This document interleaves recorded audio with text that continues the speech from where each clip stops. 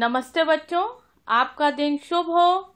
मैं श्रीमती भारती द्विवेदी, शिक्षिका शासकीय सुभाष उच्चतर माध्यमिक उत्कृष्ट विद्यालय भोपाल, आपका कक्षा 11वीं विषय जीव विज्ञान की कक्षा में स्वागत करती हूँ। आज हम अध्ययन करेंगे अध्याय 15 पादप वृद्धि एवं परिवर्धन, प्लांट ग्रोथ एंड डेवलपमेंट, जिसके मुख्य बिंदु हैं पादप वृद्धि, विभेदन, विविभेदन, पुनर्विभेद, पादप वृद्धि मात्रक, ऑक्जेनोमीटर, पादप वृद्धि को प्रभावित करने वाले मुख्य कारक, पादप हार्मोन, दीप्तकालिता और बसंतीकरण। पादप वृद्धि। बच्चों, आपने निश्चय ही यह अवलोकन किया होगा कि किस प्रकार से एक बीज अंकुरित होकर पूर्ण विकसित पौधे में परिवर्तित होता है। यह पौधे की वृद्धि कहलाती है। इसमें पौधा अपने आकार, आयतन, भार, लंबाई में बढ़ता है। इसका शुष्क भार, ड्राई वेट भी बढ़ता है और यह परिवर्तन अपरिवर्तनीय होते हैं। वृद्धि की परिभाषा। वैज्ञानिक मिलर के अनुसार वृद्धि वह क्रिया है जिसके परिणाम स्वरूप किसी जीव या उसके विभिन्न अंगों के भार, आयतन, आकार एवं रूप इत्यादि का स्थायी व अनुक्रमणीय बढ़ाव या परिवर्तन होता है। परिभाषा को पुनः दोहराते हैं। वैज्ञानिक मिलर के अनुसार वृद्धि वह क्रिया है जिसके परिणाम स्वरूप किसी जीव या उसके विभिन्न अंगों के भार, आयतन, आकार एवं रूप इत्यादि का स्थायी व अनुक्रमणीय बढ़ाव या परिवर्तन होता है।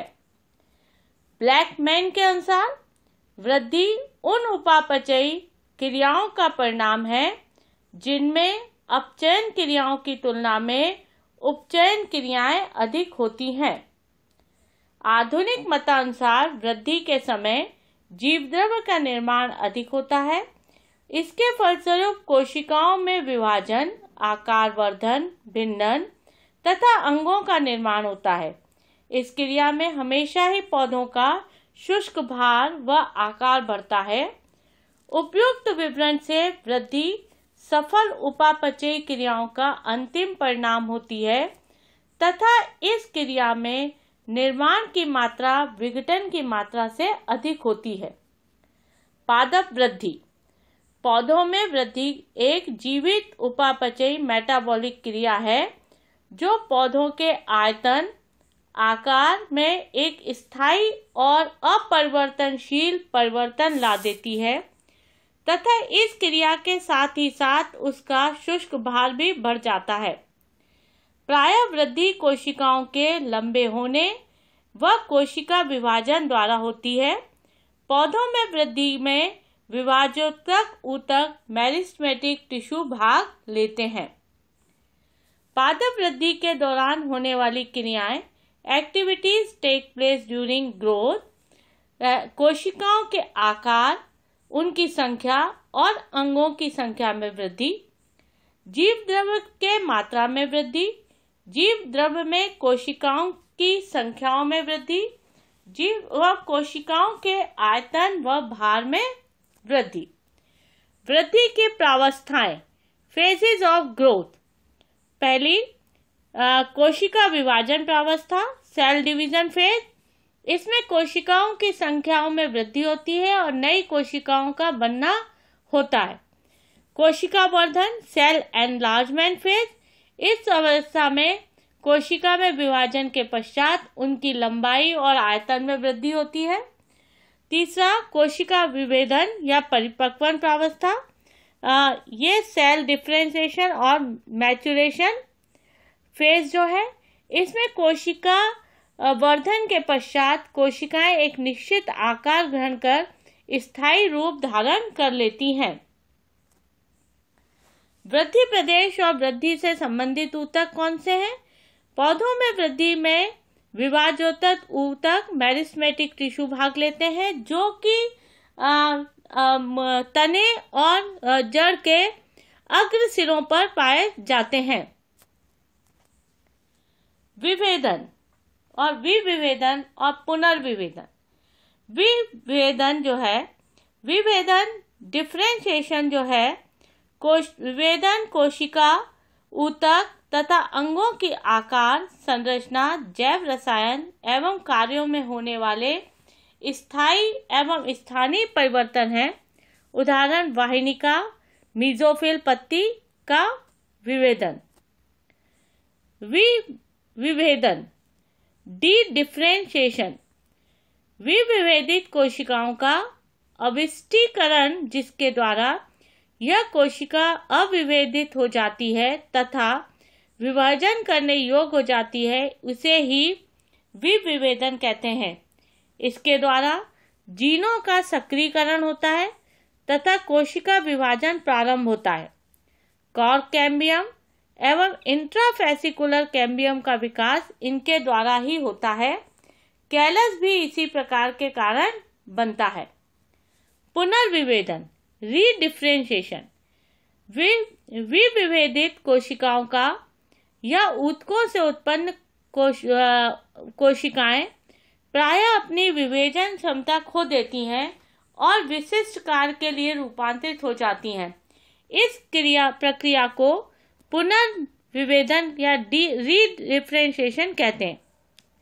वृद्धि दर ग्रोथ रेट, एक निश्चित समय में किसी अंग या पादप विशेष के आकार, आयतन या भार में होने वाली वृद्धि उसकी वृद्धि दर कहलाती है। यह दो प्रकार की होती है, अंकगणितीय वृद्धि अर्थमेटिक ग्रोथ और ज्यामितीय वृद्धि जियोमेट्रिक ग्रोथ। अंकगणितीय वृद्धि अर्थमेटिक ग्रोथ, अंकगणितीय वृद्धि में समसूत्री विभाजन के बाद केवल एक पुत्री कोशिका लगातार विभाजित होती रहती है, तो जबकि दूसरी विभेदित व परिपक्व होती रहती है। अंकगणितीय वृद्धि को एक सरलतम अभिव्यक्ति है जिसे हम निश्चित दर पर दीर्घीकृत होते हुए मूल या जड़ में देख सकते हैं। पादप वृद्धि और समय के बीच यदि अंकगणितीय वृद्धि का ग्राफ बनाएं तो यह एक सरल रेखा प्राप्त होती है। ज्यामितीय वृद्धि जियोमेट्रिक ग्रोथ, अधिकतर प्राणियों में प्रारंभिक वृद्धि लैग फेज धीमी होती है और यह इसके बाद तीव्र गति से एक चरघातांकी दर में बढ़ती है।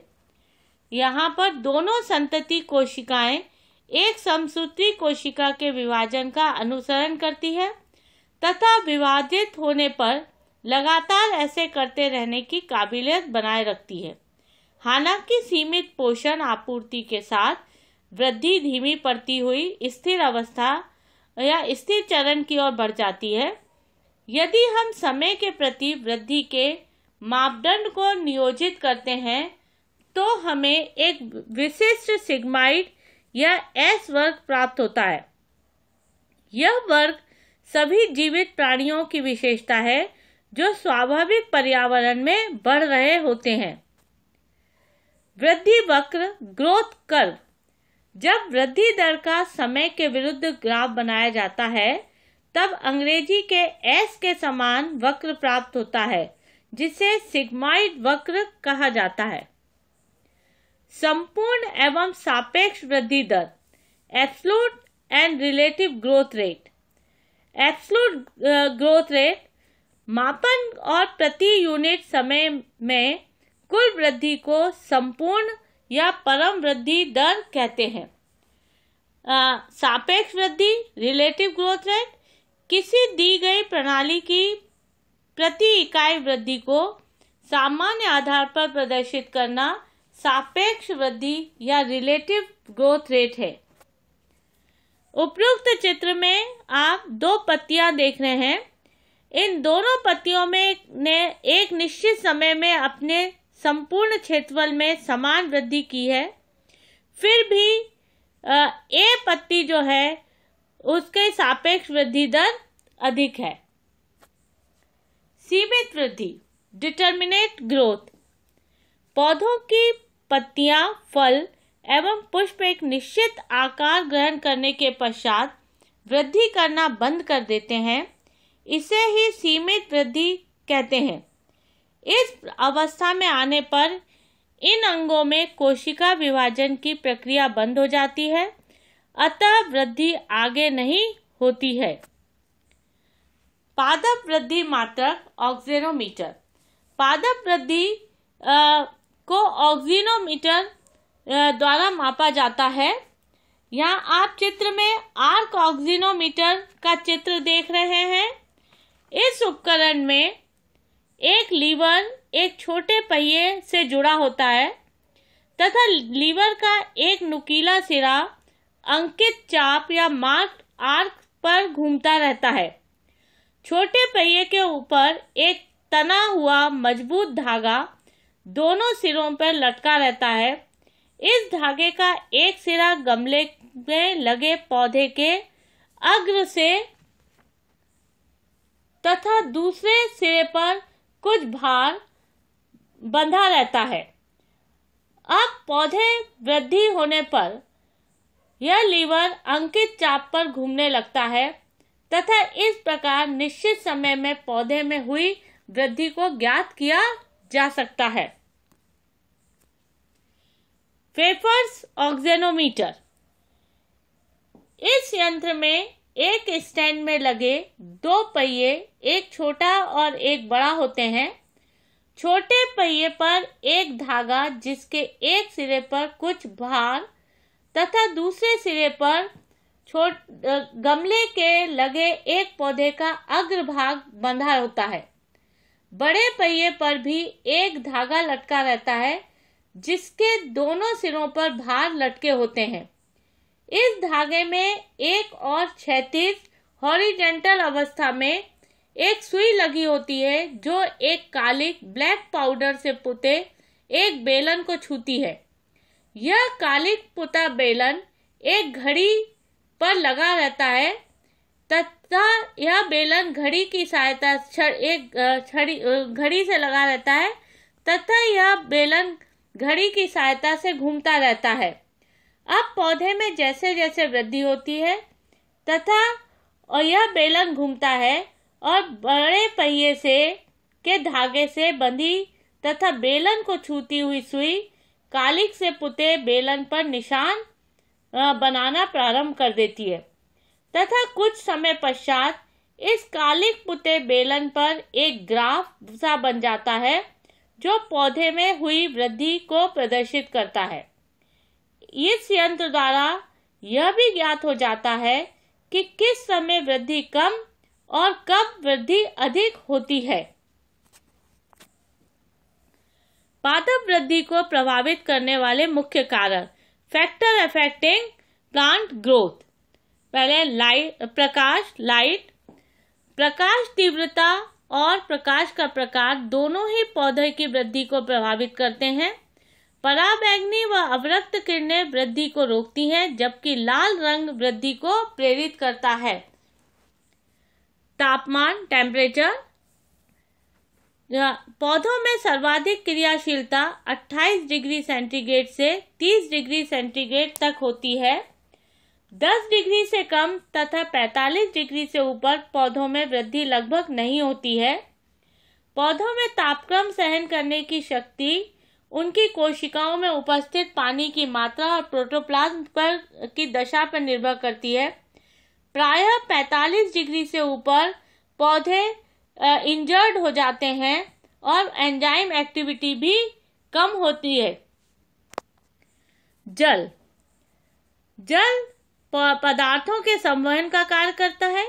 कोशिका की विभिन्न मेटाबॉलिक एक्टिविटीज पानी की उपस्थिति में ही होती है और जल की उपस्थिति में एंजाइम सक्रिय नहीं हो पाते, अतः पादप वृद्धि के लिए जल अनिवार्य है।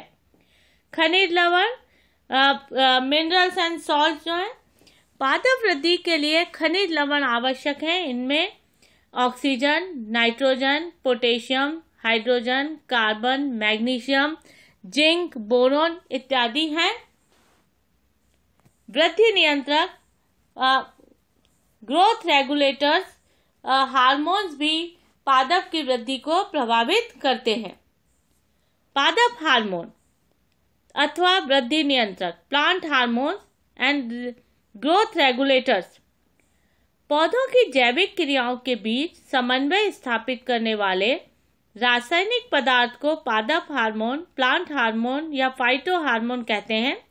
ये पौधों के विभिन्न अंगों में बहुत लघु मात्रा में पहुंचकर वृद्धि करते हैं तथा अनेक उपापचयी क्रियाओं को नियंत्रित और प्रभावित करते हैं।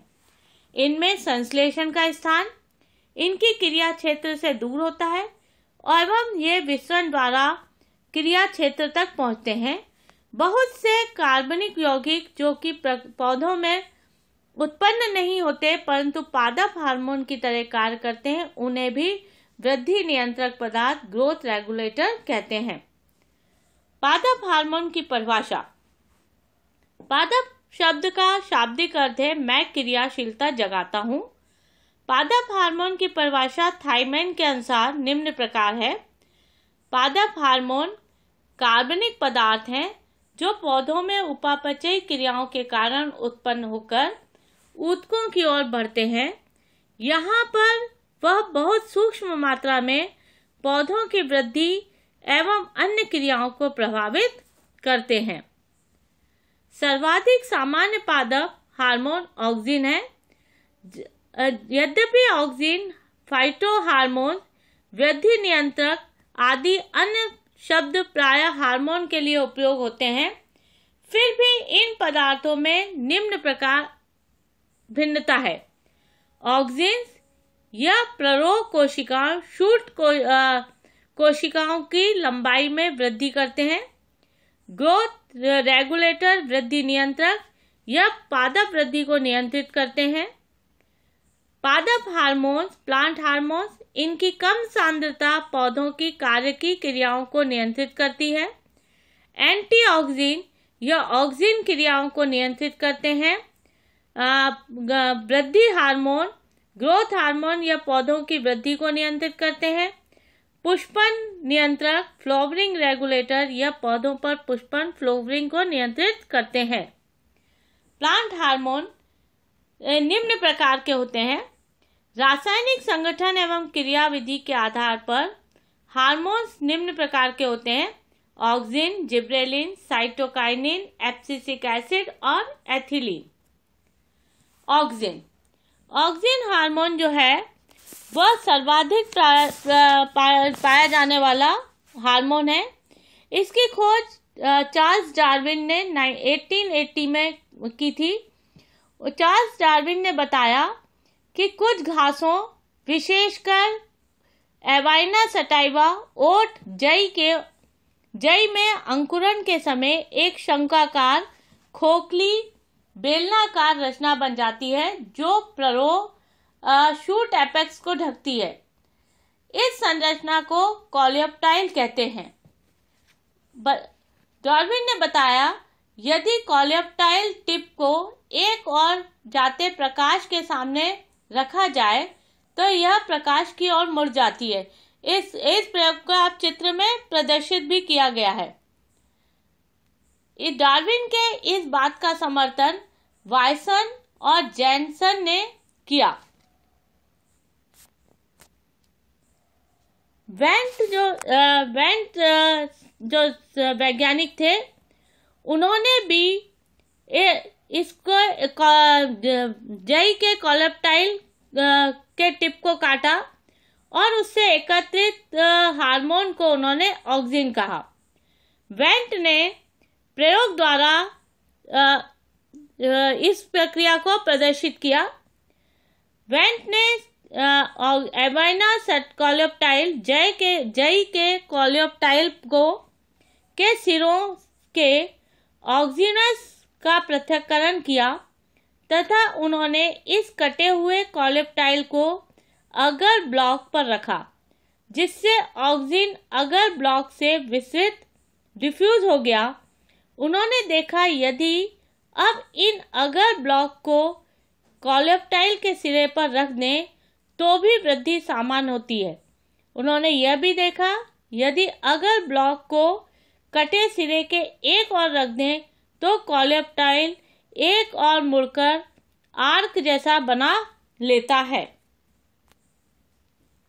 ऑक्सिन हार्मोन दो प्रकार के होते हैं, प्राकृतिक और संश्लेषित। प्राकृतिक indole 3 acetic acid IAA, indole butyric acid IBA। संश्लेषित ऑक्सिन जो है 2,4-D 2,4-डाइक्लोरोफिनॉक्सी acetic acid NAA, naphthalene acetic acid. Auxin के उपयोग कटे हुए तनों में जड़ों के निर्माण का समारंभ, बीज रहित फलों का निर्माण, खरपतवार नियंत्रण 2,4-D द्वारा, कोशिका विवर्धन, विलगन को रोकना और शीर्ष प्रसुप्ता को प्रदर्शित करना। जिब्रेलिन्स का अध्ययन सर्वप्रथम जापानी पादप विशेषज्ञों ने किया। उन्होंने देखा कि शिशु धान के पौधे पर जिब्रेला फ्यूजिकोराई नामक एस्कोमाइसिटीज की कवक फंगस संक्रमण कर फूलिश सीडलिंग नामक रोग फैलाती है। उन्होंने देखा इसमें पौधे पर्याप्त लंबे हो जाते हैं। स्वाडा ने कहा यह रोग कवक द्वारा स्रावित किसी पदार्थ के कारण है। क्यूरोसोवा ने प्रयोग किए और बताया कि इस कवक के अंदर कुछ विशिष्ट गुण हैं। 1939 में युबता और सुमुकी ने इस कवक से प्योर क्रिस्टलाइन केमिकल मैटर निकाला और उसका नाम जिब्रेलिन रखा। अभी तक ज्ञात जिब्रेलिन 1, 2, 3, 4, 5 है। सर्वाधिक ज्ञात जिब्रेलिन 3 है। इसे जिब्रेलिक अम्ल भी कहते हैं। जिब्रेलिन के उपयोग तने का दीर्घीकरण, इलोंगेशन ऑफ स्टेम, अनिकेश फलन पार्थेनोकार्पी, आनुवांशिक रूप से बौने पौधों का दीर्घीकरण, पुष्पन पर प्रभाव, शीत उपचार का प्रतिस्थापन और वोल्टिंग प्रभाव।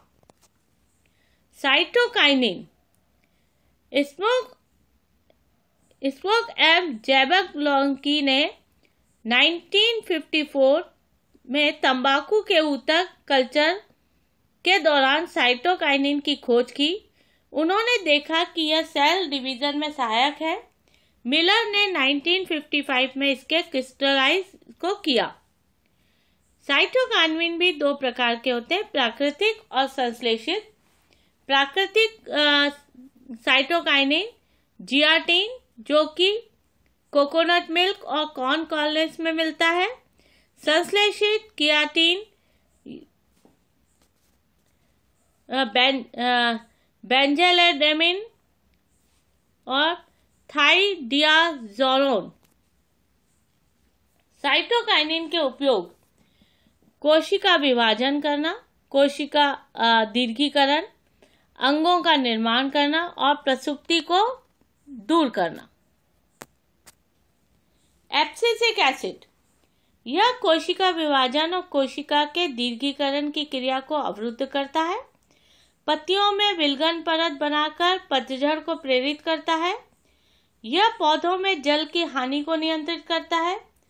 आलू के कंद के निर्माण में सहायक होता है। यह स्टोमेटा को बंद करके वाष्पोत्सर्जन को कम कर देता है। एथिलीन यह वायवीय हार्मोन है। यह हार्मोन तने के अग्र भागों से बनकर तथा फलों में विस्तृत होकर उसके पकने में सहायता करता है। यह मूल रोमों के निर्माण और बीजों में अंकुरण को प्रेरित करता है। यह पौधों की लंबाई में वृद्धि को रोकता है। दीप्तकालिता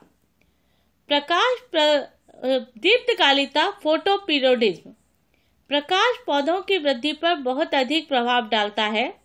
प्रकाश अंकुरण, अंकुरित नवजात पौधों की वृद्धि, प्रकाश संश्लेषण द्वारा भोजन के निर्माण आदि के लिए आवश्यक है। पौधों की वृद्धि प्रकाश के विभिन्न प्रकार के रंगों से भी प्रभावित होती है। पौधों में पुष्पन और पौधों के विकास की दर पर प्रकाश के समय का प्रभाव पड़ता है। पौधों में पुष्पन और फलों के विकास की दर पर प्रकाश अवधि का प्रभाव पड़ता है। दिन की अवधि जो पुष्पन की क्रिया को प्रोत्साहित करती है वह फोटोपीरियडिज्म कहलाती है। पौधों की आपेक्षिक दिन की अवधि के प्रति अनुक्रिया को ही हम दीप्तकालिता फोटोपीरियडिज्म कहते हैं। दीप्तकालिता के आधार पर पौधों का वर्गीकरण। फोटोपीरियडिज्म या दीप्तकालिता के आधार पर पौधों को निम्न वर्गों में बांटा गया। अल्प प्रदीप्तिकाली पौधे शॉर्ट डे प्लांट, दीर्घ प्रदीप्तिकाली पौधे लॉन्ग डे प्लांट, दिवस निरपेक्ष डे न्यूट्रल प्लांट्स। अल्प दीप्तिकाली पौधे ये छोटे दिन वाले पौधे शॉर्ट डे प्लांट। इन पौधों में पुष्पीकरण फ्लावरिंग की क्रिया के लिए छोटे दिन की आवश्यकता होती है। इनमें प्रकाश अवधि क्रांतिक लंबाई से 12 घंटे से कम होती है। उदाहरण सोयाबीन, तंबाकू, स्ट्रॉबेरी और जैंथियम। लॉन्ग डे प्लांट दीर्घ प्रदीप्तिकाली पौधे या लंबे दिन वाले पौधे। जब पुष्पीकरण के लिए दिन की अवधि 12 घंटे से अधिक होती है तब इन पौधों को लंबे दिन वाला पौधा लॉन्ग डे प्लांट कहते हैं। उदाहरण गेहूं, पाइसम सटाइवम, मूली। दिवस निरपेक्ष डे न्यूट्रल प्लांट यह वे पौधे हैं जिनमें पुष्पीकरण की क्रिया प्रकाश अवधि के द्वारा प्रभावित नहीं होती। उदाहरण टमाटर, कपास, सूरजमुखी और मटर। दीप्तकालिता का महत्व। पौधों में असीमित समय में तक पुष्प प्राप्त किए जा सकते हैं, जबकि अन्य पौधों को असीमित समय तक वर्धी अवस्था में रखा जा सकता है। कुछ प्रजातियां विभिन्न समयों में पुष्पों को उत्पन्न करती हैं। उनके अंधकार काल को नियंत्रित करके उन्हें उसी समय पुष्पन कराया जा सकता है। दिन की लंबाई में परिवर्तन करके पूर्व और देर से ट्यूमर निर्माण का करना भी संभव हो चुका है। बसंतीकरण। लाइसेंसों के अनुसार कम तापमान द्वारा पौधों के पुष्पन क्रिया को त्वरित करने की प्रक्रिया को बसंतीकरण कहते हैं। अतः पौधों के पुष्पन पर ताप का प्रभाव ही बसंतीकरण कहलाता है। बसंतीकरण का महत्व। यह पौधों के लंबे दिन के प्रभाव को स्थानांतरित कर देता है। खाद्यान्नों जैसे गेहूं और जौ के पौधों में बसंतीकरण के फलस्वरूप शुष्कता प्रतिरोध आ जाता है। बसंतीकरण के प्रभाव से 1 वर्षीय पौधे समय से पूर्व भी पुष्पन करने लगते हैं। इसी प्रकार 2 वर्षीय पौधों में एक ही वर्ष में पुष्पन होने लगता है। बसंतीकरण किए गए पौधों में क्लोरोप्लास्ट की मात्रा अधिक हो जाती है, जिसमें प्रकाश संश्लेषण भी अधिक होता है। बसंतीकरण में पौधों में वृद्धि कम होती है। उत्पन्न होने वाले बीज अच्छे और स्वस्थ होते हैं एवं पैदावार भी अधिक होती है। पुनरावृत्ति। आज हमने जाना कि वृद्धि क्या है, पादप हार्मोन क्या होते हैं, पादप हार्मोनों का अलग कार्य क्या है, दीप्तकालिता और बसंतीकरण किसे कहते हैं। अभ्यास कार्य। प्रश्न पहला, वृद्धि की परिभाषा लिखिए। प्रश्न दूसरा, जिब्रेलिन के अनुप्रयोग लिखिए। प्रश्न तीसरा, दीप्तकालिता तथा बसंतीकरण क्या है। प्रश्न चौथा, आर्क ऑक्सेनोमीटर का चित्र बनाइए। प्रश्न 5, लंबे दिन वाले पौधे और छोटे दिन वाले पौधों में अंतर लिखिए।